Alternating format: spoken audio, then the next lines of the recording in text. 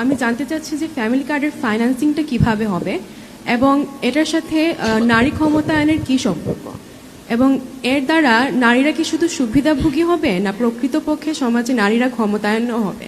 প্রথমত ফ্যামিলি কার্ডের একটা স্যাম্পল কেমন হতে পারে আমার কাছে আছে। আপনার মধ্যে এর মধ্যে নিশ্চয়ই অনলাইনে বা বিভিন্নভাবে দেখেছেন ফ্যামিলি কার্ড। এখন এই ফ্যামিলি কার্ডটা কেন আমরা দিচ্ছি, প্রথমে আমরা এটা একটু বোঝার চেষ্টা করি। দেখুন, আপনি বাংলাদেশের প্রেক্ষাপটে আপনি একজন প্রিভিলেজ নারী, আপনি লেখাপড়া শিখেছেন, আপনার পরিবার আপনাকে সেই সাপোর্টটা দিতে পেরেছেন। আপনাদের নিশ্চয়ই অনেকের জানা আছে বেগম খালেদা জিয়া যখন সরকার গঠন করলেন প্রথমবার এবং দ্বিতীয়বার সময়টা কম ছিল, যাই হোক, ওনার সরকার থাকাকালীন সময়ে উনি একটা কাজ করেছেন যে আমরা সবসময় বইয়ে পড়েছি বেগম রোকেয়া এই দেশের নারীদের শিক্ষাকে উনি এনকারেজ করেছেন।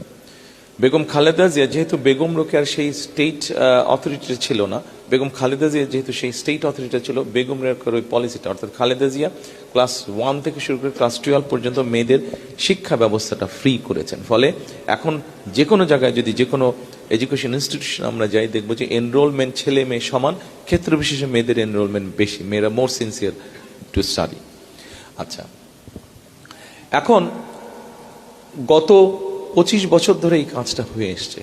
এর মধ্যে অনেক মেয়েরা লেখাপড়া করেছে, তারা বড় হয়েছে, এডুকেশন ব্যাকগ্রাউন্ড আছে। কিন্তু আপনাকে যেরকম বললাম, আপনি যেরকম একজন প্রিভিলেজ যারা, তাদের মধ্যে আপনি একজন। এখন আমরা যদি দেখি বাংলাদেশের প্রেক্ষাপটে, সামাজিক প্রেক্ষাপটে সবকিছুতে বাংলাদেশের অধিকাংশ নারী মানুষ তো বাস করছে গ্রামে, 70% মানুষ শহরের বাইরে বাস করছে। এই নারীদের অধিকাংশ বিভিন্নভাবে ডিপ্রাইভ, সামাজিকভাবে ডিপ্রাইভ। শিক্ষা হয়তো আছে, কিন্তু সেই শিক্ষাটাকে সে সঠিকভাবে কাজে যে ব্যবহার করবে সেটা হয়তো সে পারছে না রিসোর্সের কারণে এবং সামাজিক বিভিন্ন বাধ্যবাধকতা তারা আছে।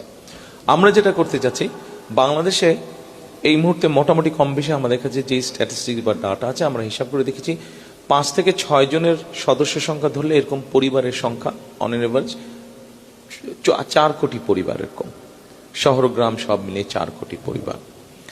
আমরা এই ফ্যামিলি কার্ডটা দিতে চাচ্ছি শুধুমাত্র নারীদেরকে, অর্থাৎ একজন নারী যার একটি সংসার আছে, স্বামী আছে, সন্তান আছে, অর্থাৎ পরিবারটা যে পরিচালনা, এরকম নারী, শুধু নারী হলেই কিন্তু দিচ্ছি না আমরা ফ্যামিলি কার্ডটা। আমরা দিচ্ছি পরিবারের যে প্রধান নারী, যে সংসারটা চালাচ্ছে, তার হাতে আমরা দিতে চাচ্ছি। এখন স্বাভাবিকভাবেই যখন সরকারের পক্ষ থেকে এরকম একটা রিকগনিশন দেওয়া হবে, একটা আইডেন্টিটি দেওয়া হবে নারীকে, স্বাভাবিকভাবে কিছুটা মানসিকভাবে এম্পাওয়ার্ড ফিল করবে সে। পরিবারের কাছে হোক, নিজের পরিবারের কাছে হোক, শ্বশুর